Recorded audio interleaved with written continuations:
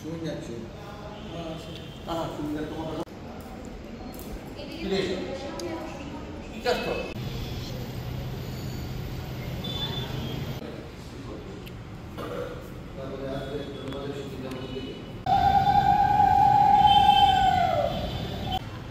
এইটা হলো কাত্যায়নী আজকে অধিবাস, কার্তিক মাসের সংক্রান্তির দিন অধিবাস হয়।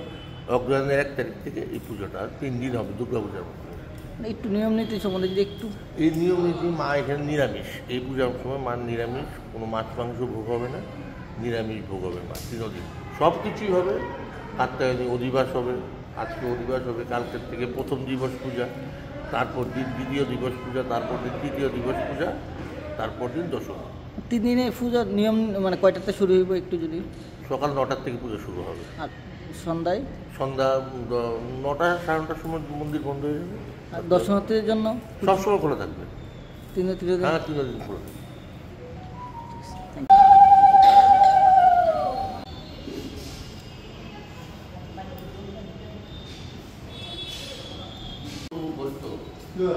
পুরা করতে দেবো না, আরো বস্তু